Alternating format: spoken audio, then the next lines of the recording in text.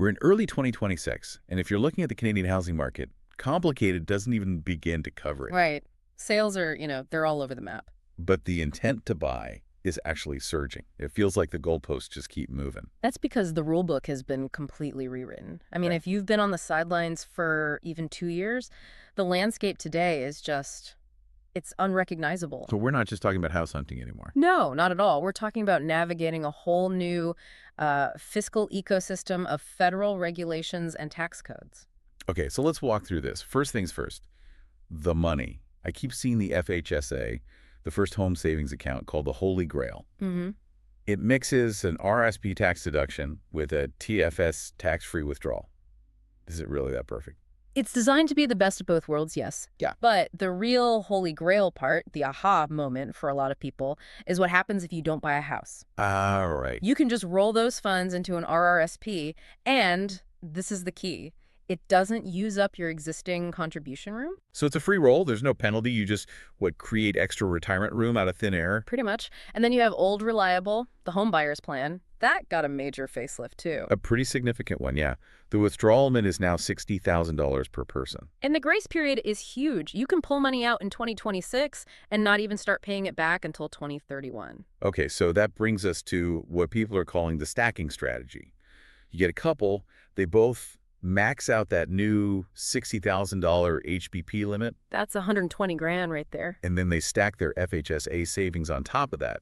Suddenly, a $200,000 down payment is actually realistic. Which is a game changer. Because hitting that 20% down payment threshold changes everything. It changes what you can buy. And that ties directly into the new insurance rules for 2026. Exactly. The price caps have moved. You can now get an insured mortgage on a home up to $1.5 million. Before, if you didn't have 20% down on $1 million home, you were just stuck. But buying a $1.5 million home is one thing. Affording the monthly payment is another. That's where the new 30-year amortizations come in, right? It's a controversial tool for sure. Yes, it lowers your monthly payment. But you pay way more interest over the life of the loan. You're just renting the money for longer. You are. So why do it? Survival. For a lot of buyers, that lower monthly number is the only way they can pass the mandatory stress test. And just to remind everyone, that's the test where the bank checks if you can afford the mortgage at a rate that's higher than what you're actually paying. Precisely. It proves you won't go under if rates jump. And don't forget, the so-called free money bill C4 offers a GST rebate up to $50,000 for new builds in that price range. Okay, so we've stacked the cash. We know the rules. Now for the execution. The sources use this analogy of a Nike store versus a personal shopper. It's a great comparison. Your bank is the Nike store. They only sell their own products. A broker is a personal shopper. They have access to, 50-plus lenders. And this is where that complexity really bites. You don't just need a rate sheet. You need a strategist. The research points to firms like Muneris Financial Services as a prime example of needing a human guide. You really do. Things get messy. For instance, there's a 90-day rule. Right. Money has to sit in your RRSP for 90 days before you can use it for the homebuyer's plan. If you dump your cash in and try to buy next week, you're out of luck.